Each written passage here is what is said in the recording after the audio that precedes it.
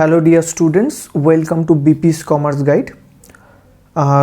ভিডিওটি শুরু করার আগেই আমি তোমাদেরকে কিছু জানিয়ে রাখছি। এটা অডিট অ্যান্ড অ্যাকাউন্ট সার্ভিসের যেরকমভাবে আমরা কথা দিয়েছিলাম যে ফেব্রুয়ারি মাস থেকে আমরা একটা সিরিজ করে অ্যাকাউন্টস, কস্ট এবং স্ট্যাটিস্টিক্সের ওপর একটা কিছু ভিডিও বানাবো এমসিকিউ সিরিজ করে। তো সেরকমভাবেই আজকে আমরা একটা সিরিজ নিয়ে এসেছি। তো এমসিকিউ সিরিজটা আজকে থেকেই শুরু করছি আমরা। তার আগে যদি এই ভিডিওটি তোমাদের দেখে ভালো লাগে থাকে বা কিছু ধরনের সাজেশনস থাকে যে এরকম করে, যে অনেকেই তোমরা আমাকে দাদা বলে বলো, অনেকেই স্যার বলে বলো, যে দাদা স্যার এরকম যদিভাবে ভিডিওটি বা এমসিকিউ সিরিজটাকে প্রেজেন্টেশন করানো যায় বা অন্য কোনো রকমভাবে করা যায় বা তোমাদের পার্সোনাল কোনো সাজেশনস থাকে, অবশ্যই আমাদের যে এই ভিডিওর যে ডেসক্রিপশান বক্স, সেই ডেসক্রিপশান বক্সে অবশ্যই জানাবে। তাহলে আমি যদি পারি টেকনিক্যাল সেই ইস্যুসগুলোকে দেখে করার মতো, কারণ আমি বেশি টেকনিক্যাল বিষয়গুলো জানি না। তো আমার কাছে সেটা লিমিটেশন একটা, আমার যে টেকনিক্যাল যেরকম বিভিন্ন প্ল্যাটফর্মে হয়ে থাকে যে বিভিন্ন রকমভাবে দেখাচ্ছে, সেরকম রিসোর্সেস আমার কাছে নেই আপাতত। তো আমি যেগুলো পারবো সেটা অবশ্যই তোমাদের জন্য করার চেষ্টা করব। তো তোমাদের সাজেশনসগুলো আমাদেরকে আমাদের ডেসক্রিপশন বক্সে অবশ্যই জানাবে। তো ভিডিওটি শুরু করছি আমি। আজকের প্রথম প্রশ্ন, under going concern concept assets are always valued at, সম্পত্তির মূল্যায়ন চলমান প্রতিষ্ঠানের ধারণা অনুযায়ী কী রকমভাবে হয়ে থাকে? চারটে option: market price, cost price, replacement cost, invoice price. তো অ্যাসেটসের ভ্যালুয়েশন সবসময় কস্ট প্রাইসে হয়ে থাকে। নেক্সট, 2 নম্বর প্রশ্ন, the principles of accounting which রেকগনাইজেস the two-fold aspect of a business transaction. তো এখানে দুতরফা দাখিলা মানে ডাবল এন্ট্রি সিস্টেম, সেটা কোন কনসেপ্ট অনুযায়ী করা হয়ে থাকে? Matching concept, business entity concept, dual aspect concept, cost concept. এটার অ্যান্সারটা হচ্ছে ডুয়েল অ্যাসপেক্ট কনসেপ্ট অনুযায়ী করা হয়ে থাকে।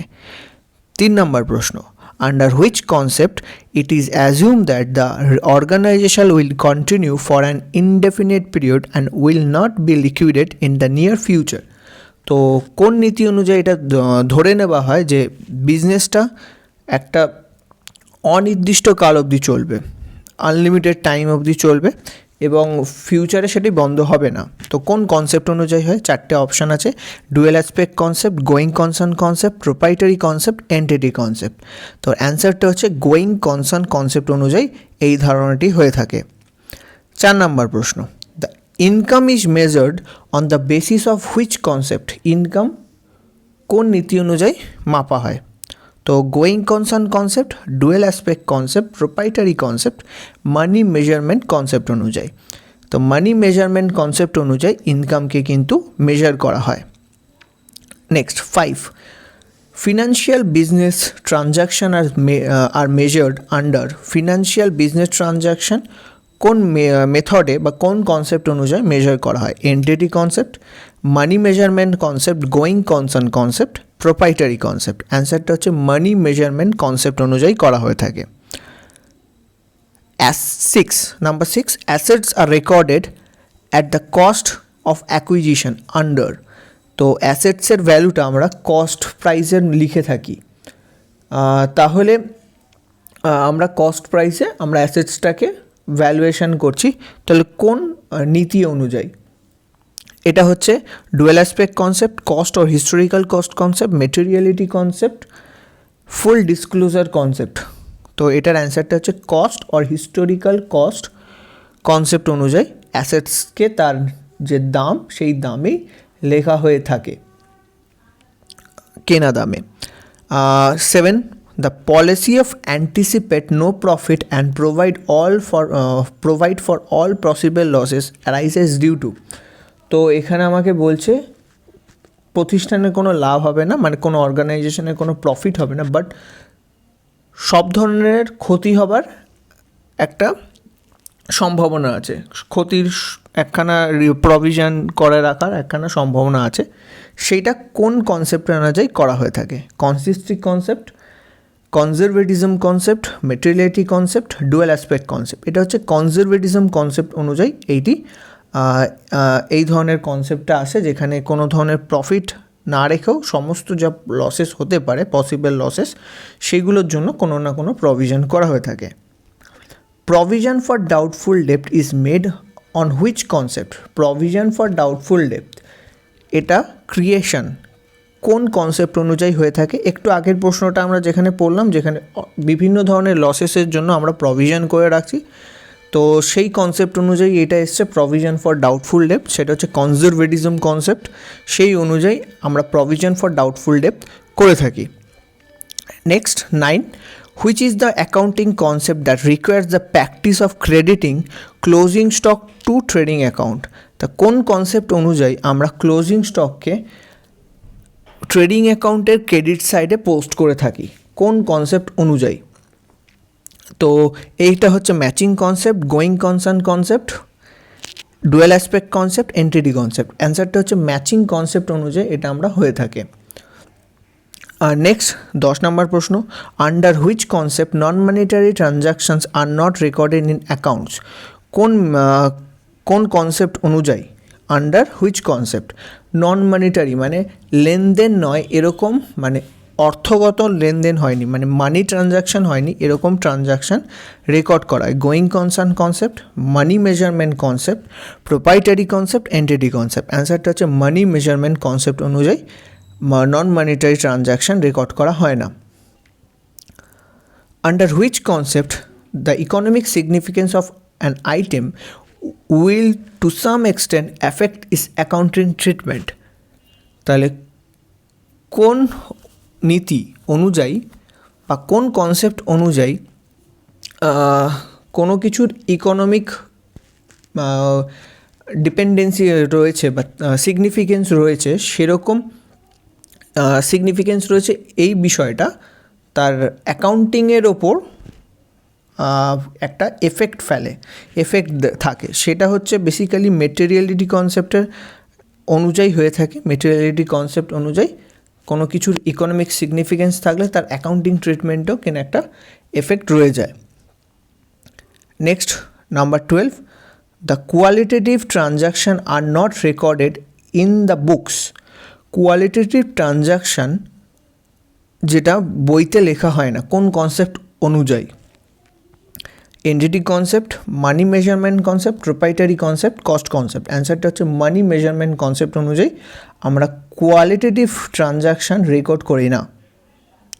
Next, the capital of A proprietary is treated as liability of business under.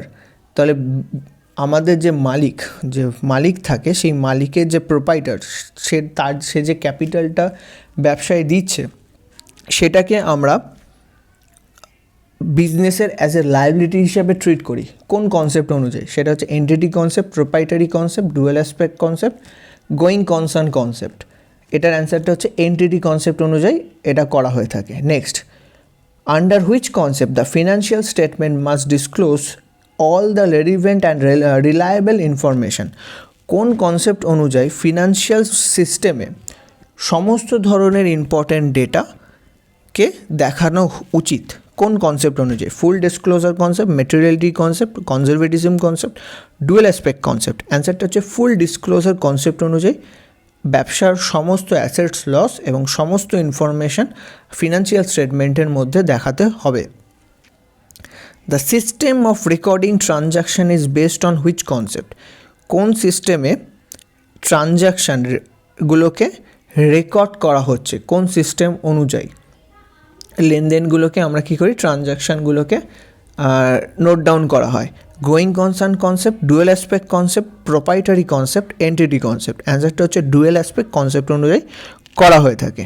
Next, under which concept business is consider a separate entity distinct from its ওনার? কোন concept অনুযায়ী ওনার and বিজনেসের মধ্যে একটা separation করা হয়? Both are different person, one is artificial person. বিজনেসকে artificial person হিসাবে treat করা হয় কোন কনসেপ্ট অনুযায়ী? Entity concept, proprietary concept, dual aspect concept, cost concept. অ্যান্সারটা হচ্ছে এন্টিটি কনসেপ্ট অনুযায়ী বিজনেসকে সেপারেট আর্টিফিশিয়াল হিউম্যান হিসাবে ধরা হয়।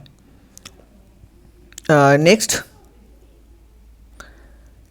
under which concept assets are recorded in the books of accounts at their purchase price, which includes purchase price, transportation cost and installation charges etc. কোন concept অনুযায়ী অ্যাসেটসের যে purchase ভ্যালুর সঙ্গে তার ট্রান্সপোর্টেশন ইনস্টলেশন খরচ যেটা হয়ে থাকে সেগুলো ইনক্লুড করে রেখা হয়, কোন কনসেপ্ট অনুযায়ী? Cost concept, materiality concept, conservatism concept, dual aspect concept. অ্যান্সারটা হচ্ছে কস্ট কনসেপ্ট অনুযায়ী সেটা করা হয়ে থাকে। Next, accounting standards are issued in India. Accounting standard ইন্ডিয়াতে কে ইস্যু করে থাকে? ICAI, ICAI, ICSI, IAASB। তো এখানে আমাদের ইন্ডিয়াতে অ্যাকাউন্টিং স্ট্যান্ডার্ড ইস্যু করছে ICAI। Next, international financial reporting standard IFRS are the accounting standard develop by IFRS accounting standard কারা ডেভেলপ করছে বা কারা বানাচ্ছে? IASB, IASC, SAFA, ICAI। এটা বানাচ্ছে IASB।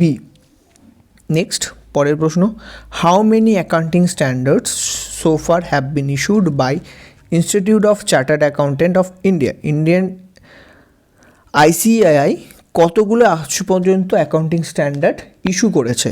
সেটা হচ্ছে 32, টোটাল 32টা অ্যাকাউন্টিং স্ট্যান্ডার্ড আজ পর্যন্ত ICAI ইস্যু করে ফেলেছে already. The system of recording transaction under dual aspect concept. Dual aspect concept অনুযায়ী আমরা যে রেকর্ডিং করছি সেটা কোন কনসেপ্ট, কীভাবে আসে? Double entry system, double account system, single entry system, hybrid system. এটা হচ্ছে ডাবল এন্ট্রি সিস্টেম অনুযায়ী করা হয়ে থাকে। নেক্সট প্রশ্ন আমাদের, which of the following equation is correct? কোন ইকুয়েশনটা এখানে correct? Assets equal to capital minus liability, assets equal to capital plus liability, liability equal to assets plus capital, capital equal to assets plus liability। তো accounting equation অনুযায়ী আমাদের যে আছে সেটা হচ্ছে assets equal to capital plus liability হয়ে থাকে। How many sides does an account have? অ্যাকাউন্টসে যে কোনো আমরা অ্যাকাউন্ট যখন প্রিপেয়ার করি তার কতগুলো সাইড থাকে? দুটো থাকে, একটা ডেবিট সাইড অ্যান্ড একটা credit side. Okay, next, wages outstanding is. Outstanding wages কি account? Personal, nominal, real and none of this. Outstanding wages basically personal account. Next, which of the following is real account? কোনটা real অ্যাকাউন্টের মধ্যে পড়ছে? Machinery account, salary account, creditors account, capital account. তো machinery account হচ্ছে আমাদের real অ্যাকাউন্টের মধ্যে পড়ছে। Profit and loss account of a business is prepared from the balances of. আমরা যে প্রফিট অ্যান্ড লস অ্যাকাউন্টসটা প্রিপেয়ার করছি সেখানে আমরা যে বিভিন্ন ব্যালেন্সগুলো লিখি, to PLR, to salary, to rent, to any indirect expenses, এই যেগুলো লিখছি এগুলো কোথা থেকে আসছে, কোন ব্যালেন্সগুলো লিখছি? রিয়েল অ্যাকাউন্টসের ব্যালেন্স, নমিনাল অ্যাকাউন্টসের ব্যালেন্স, পার্সোনাল অ্যাকাউন্টসের ব্যালেন্স, ডাবল অ্যাকাউন্টসের ব্যালেন্স। অ্যাকচুয়ালি আমরা নমিনাল অ্যাকাউন্ট, যত ধরনের নমিনাল অ্যাকাউন্টস থাকে সেইগুলো ব্যালেন্সগুলো আমরা বেসিক্যালি PL অ্যাকাউন্টে পুট করে থাকি। Next, on what basis or evidence business transaction are recorded in the books of accounts? কোন এভিডেন্স বা কোন বেসিস অনুযায়ী আমরা বিজনেস ট্রানজাকশানগুলোকে অ্যাকাউন্টসে রেকর্ড করি? Invoice, bill, source document, voucher. আমরা সোর্স ডকুমেন্ট অনুযায়ী সেগুলোকে অ্যাকাউন্টিংয়ের মধ্যে রাখি। Accounting equation is a statement equality between. Accounting equation যেটা রয়েছে সেটা ইকুয়ালিটি দেখায়, debit and credit, assets capital, income expenses, liability capital. Basically accounting ইকুয়েশনটা দেখাচ্ছে ইকুয়ালিটি কার মধ্যে, না ডেবিট অ্যান্ড ক্রেডিট সাইডের মধ্যে ইকুয়ালিটি দেখায়। Next, accounting equations proves that total equities internal and external are always equal to. তো total equity মানে total equity value কার সঙ্গে ইকুয়াল হয়ে থাকে? Total assets, total income, total liability, total expenses. Total equities internal and external মানে owners capital and outsider capital যা যা রয়েছে সেগুলো যোগ করলে আমরা যেটা পাবো সেটা হচ্ছে টোটাল অ্যাসেটসের সঙ্গে সেটা ইকুয়াল হবে।